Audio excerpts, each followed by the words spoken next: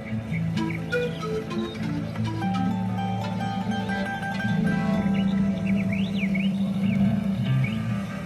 I mean that if you look at border towns like Gallup or Santa Fe or Taos or Grants, these are places that are dependent on Native labor and Native people to come spend their money there, Native art or culture or things that Indigenous people produce, yet they are violence there the heaviest. And so they are simultaneously dependent on Indigenous labor, Indigenous money, and Indigenous death. And it's a continuation of frontier violence. Nobody wants to see us, even if they want to see what we produce, even if they want the aesthetic, even if they want the motifs around them. They want to believe that all the real Indians died, while also positioning themselves closer to authenticity and deeming who and who is not authentic enough, even as non-Indigenous people. It's something that Native homeless people in this town experience every day. Police violence against Native people in this town is the secret that no one will talk about, so we're going to talk about it tonight.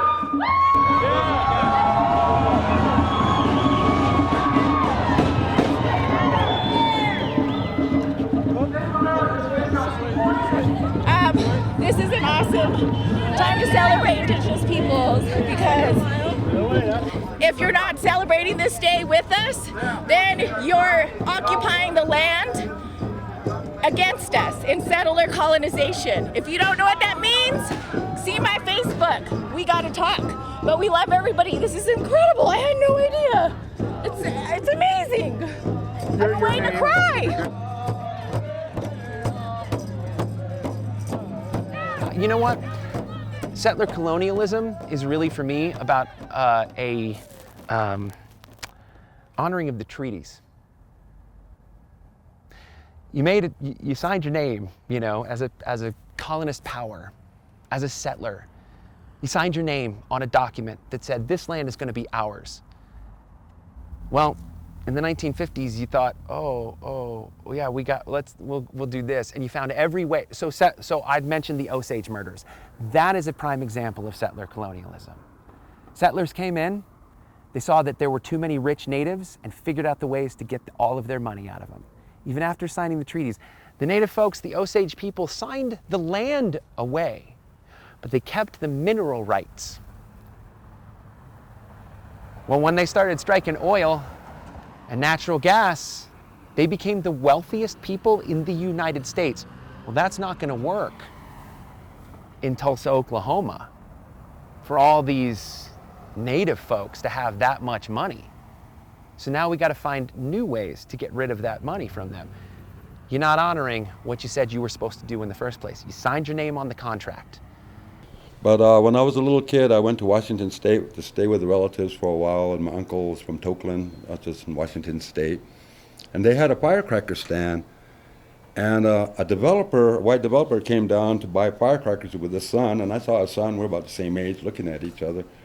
And then he comes over and he starts bragging about developing Indian land and that he was a developer coming to do that, to develop all of the Indian land.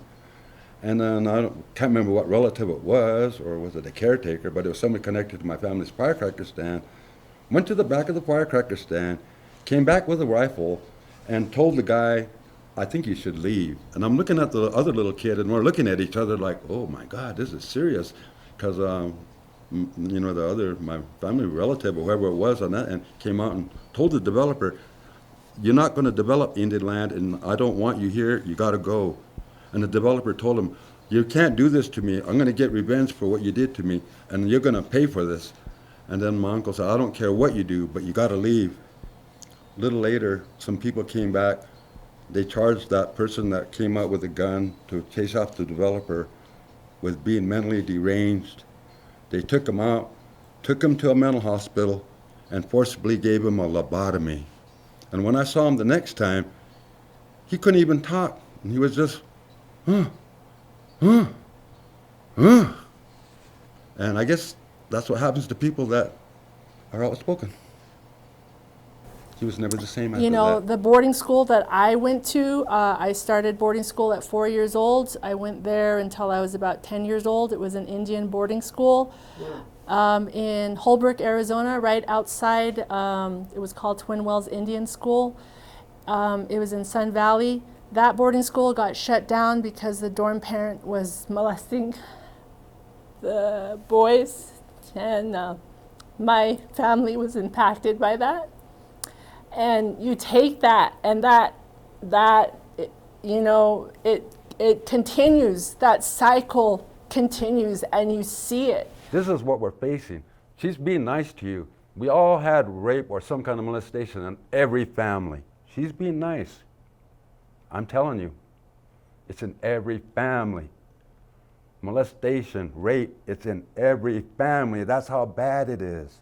But nobody wants to listen to us. Dear Woman focuses on the issues of missing, murdered Indigenous women, but it's a comic book that's been created, or it's an anthology that's created by Native women, about Native women for Native women. We'd made no bones about it. All I did was publish it. Everything that touched that comic, everything that touched that anthology was done by a Native woman. So, and if you go through the book, it doesn't fetishize the tragedy. It talks about resilience, healing, and empowerment. My comic Six Killer talks about a tragic instance, but it's not about the tragedy itself. It is truly, you know, certainly a triggering action, but it's about a Native woman who is seeking revenge for the murder of her sister. When we talk about border town violence, meaning violence directed at Native people in communities that border reservations, we'll see that Indigenous women bear the brunt of this disproportionately. And even on the reservation, there's immense violence. I know that within New Mexico, missing and murdered Indigenous women are disproportionately victimized by other Native men as opposed to non-Native men, as is the case in other states. The Indigenous country is a complicated place.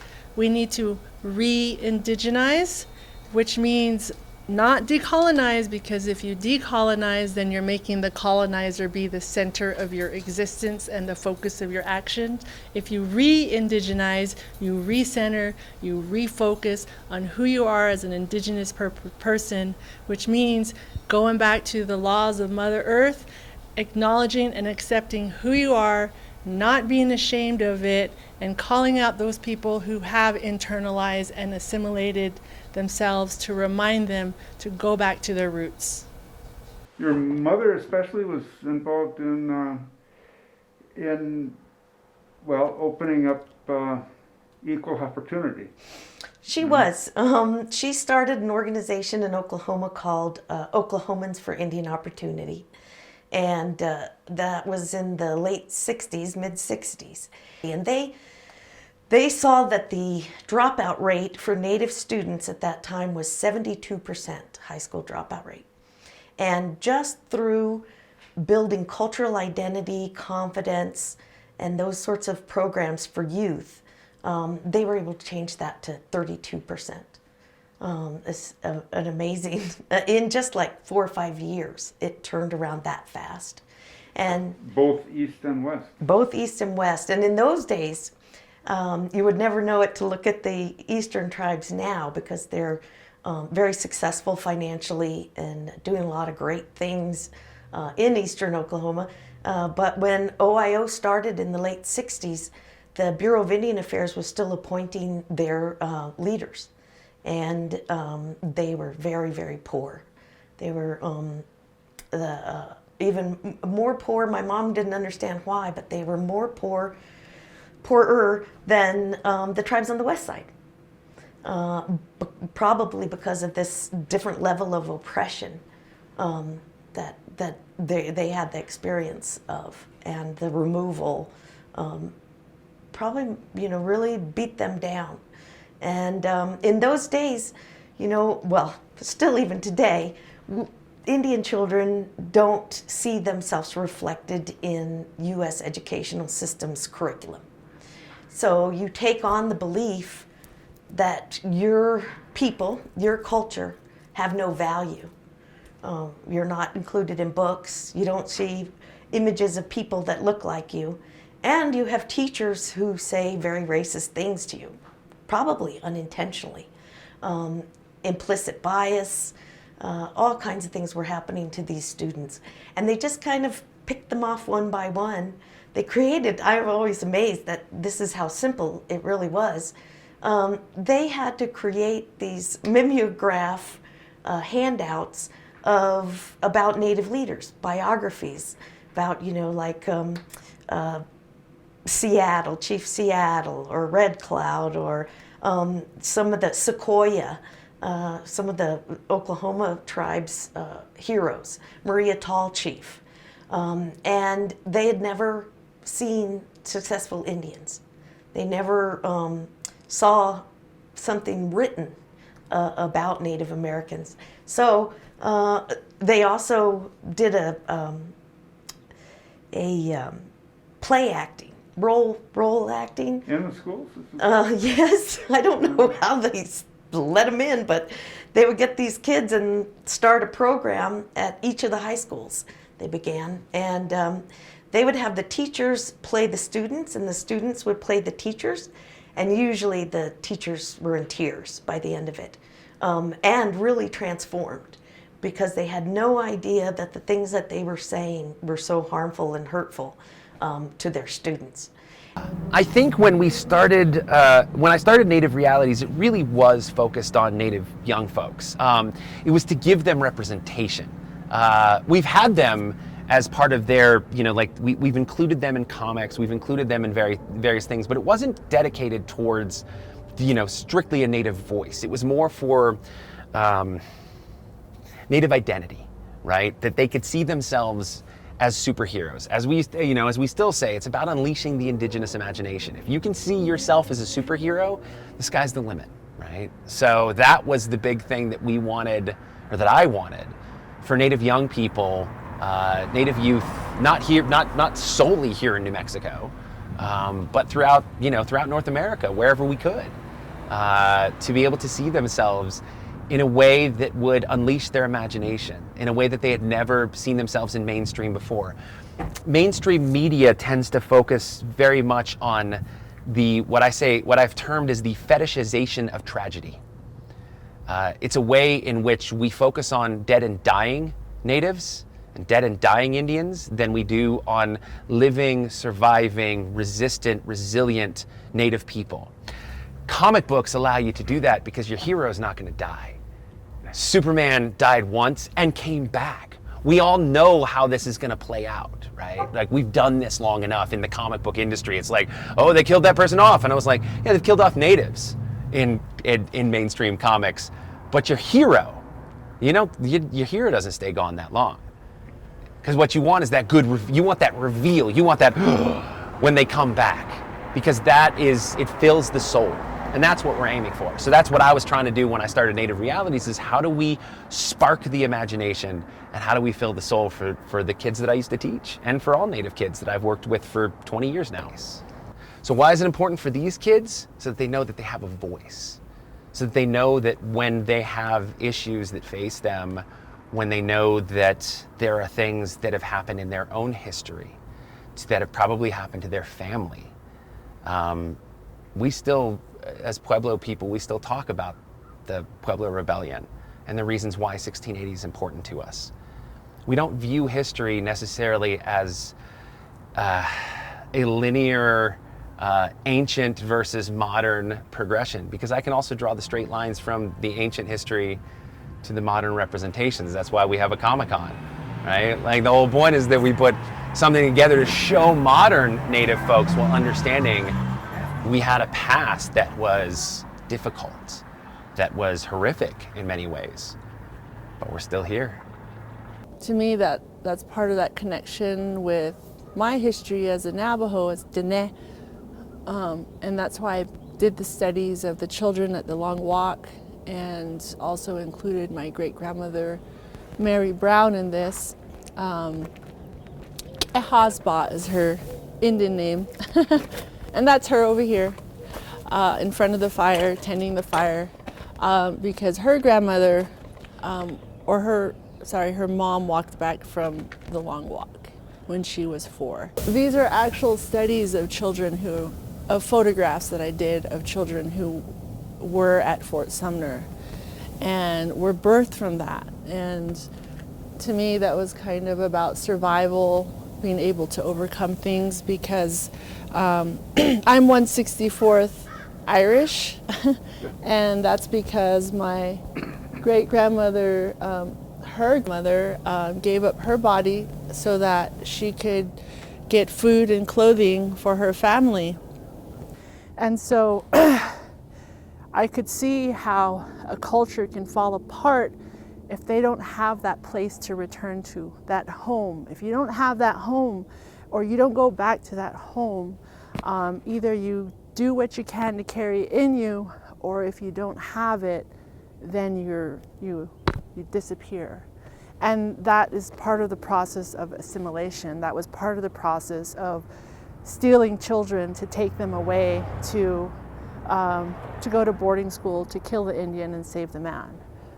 That we're also walking through this long walk also, so to learn about that history here, and to learn about this, some part of me might have been part of this as well. So just thinking about how I could do a good job representing that, I learned enough to be able to come here and take my class and take my colleagues and actually have something to say and know the relevance and the history, and how we've connected it all was also another part of the magic, was understanding how all of these timelines coincide.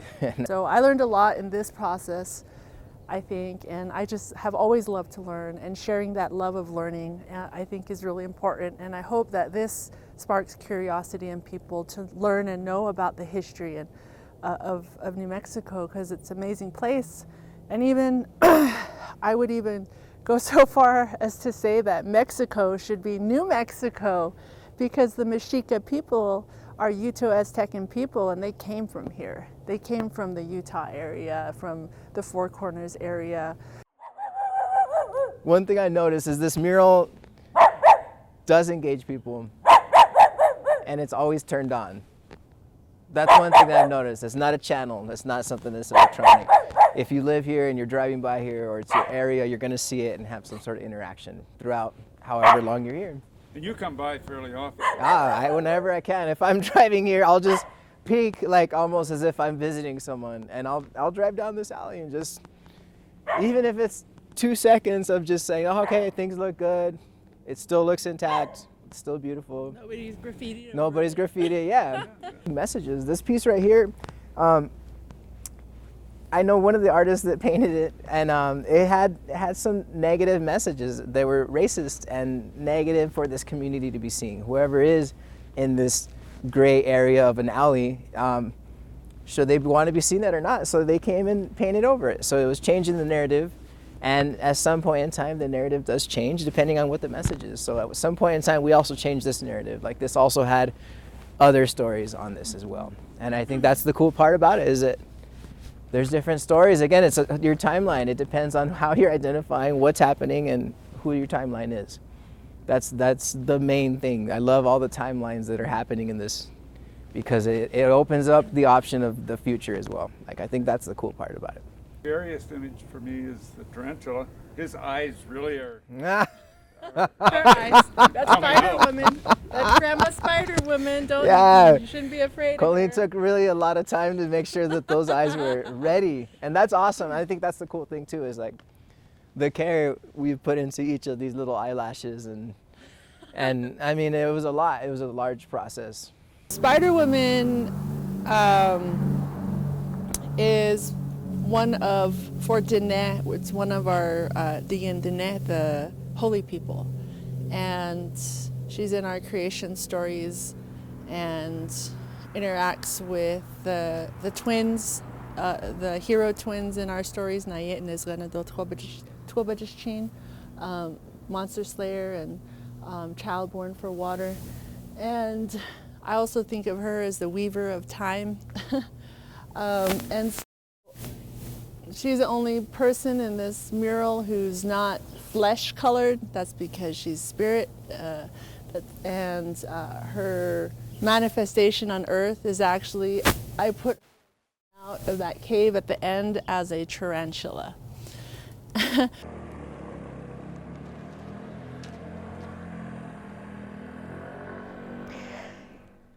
Where we see men overall still running tribes, the majority. We don't see as many women reflected in those top leadership positions. That is what we call the result of a culture of oppression. It's the direct result of a series of policies of assimilation by the federal government to eradicate our cultures, which were matrilineal and matriarchal, and were meant to turn us into Americans. It was a European idea to create chiefs. You know, the Iroquois will tell you they didn't have chiefs. They had these representatives of the people. They weren't called chiefs. They were kind of, I think the direct translation was nice people. For Comanches, we didn't have one supreme leader. We made decisions by consensus, which often took a great deal of time. The Pueblo people, as far as I understand their tribal government, a lot of it is by consensus. Everybody has the opportunity to provide their input. And I'm pretty sure that many of the pueblos that I've had good friends at, are at least matrilineal. So homes are, the homes on the pueblo go from mother to daughter, mother to daughter. And so we know that pueblo women have a great deal of power. It just doesn't look the same in Western culture. And we make these I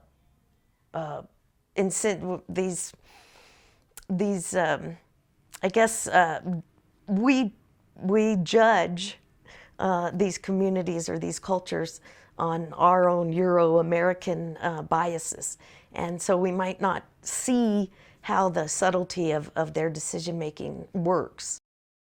There's a history of pushing back against that, I guess you could say, activist traditions. The presence of Los Alamos National Labs has severely reduced our hunting grounds, polluted our land, water, and air, and has actually ultimately made it impossible for us to live sustainably off the land from our traditional land bases. And this is militarization. It is a military occupation, and I name it as such. Do the people of others in the pueblo see?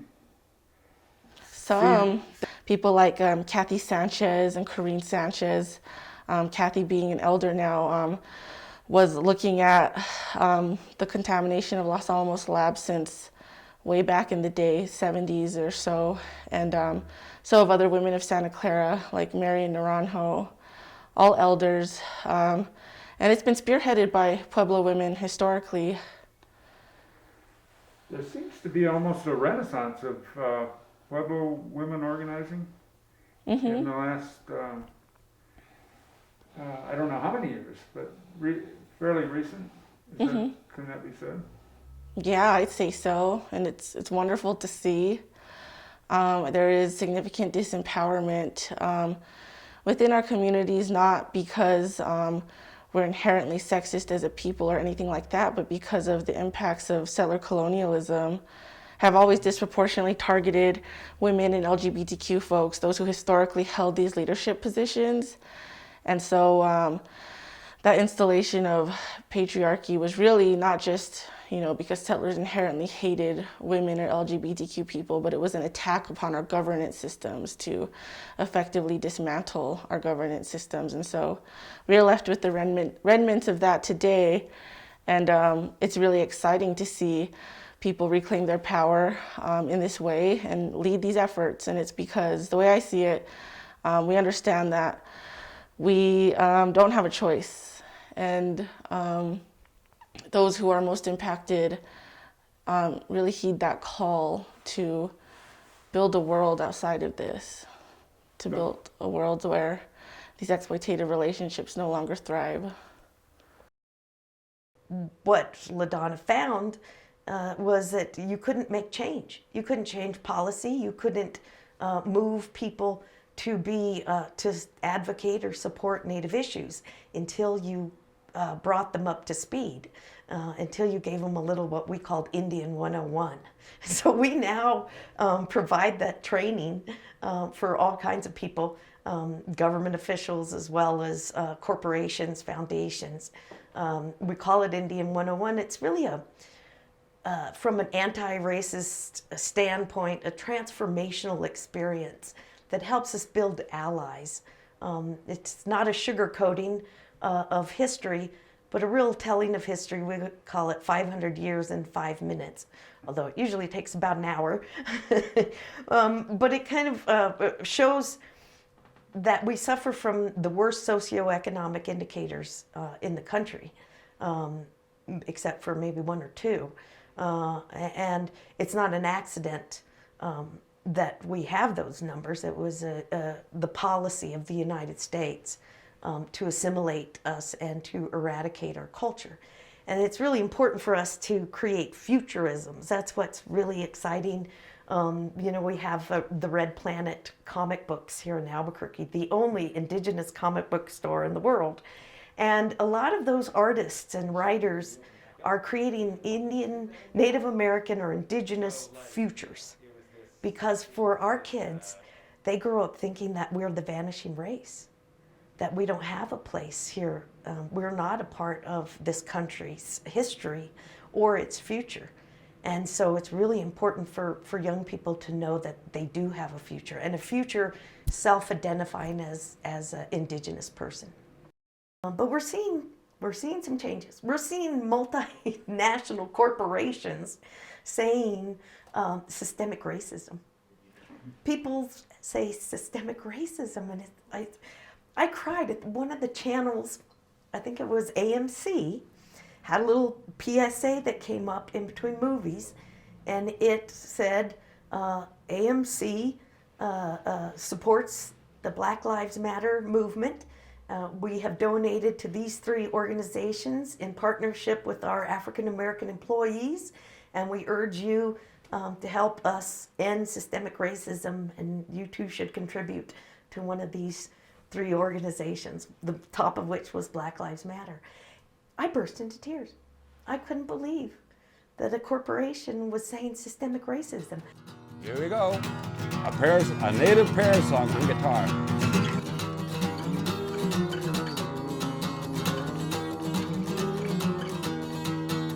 What was the reaction of your family and friends from San Ildefonso about the attempt to get rid of the entrada, and your part in it, the reaction to your part in it too? Yeah, well, my immediate family, and in my case, my immediate family includes like all my aunties and cousins, which I mean, some people don't consider that immediate, but they were very supportive. They were scared at times because they knew the consequences and backlash, but they were supportive of it. And I remember one of my cousins even saying, like, I've been waiting for someone to say something about this. And there was elders who came forward like, wow, like, it's about time, like, because people don't realize that the entrada has been being protested since at least 1980 on the tricentennial of the Pueblo Revolt. Multiple leaders who were associated with the 8 Northern Pueblo Council of Governors and others had one of the first documented protests of it. And so again, it's not new. It's a part of these long traditions of resistance.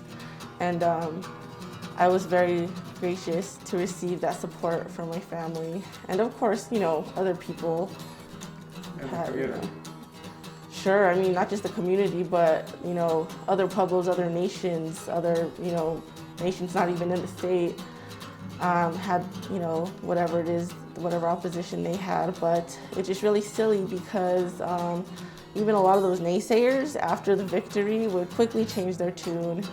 And then we saw this movement just continue to gain momentum with the removal of all these racist monuments, not just here, but nationwide. And so I absolutely am confident that what happened was right, and it's only led to more and more victories and more power and growth of the movement.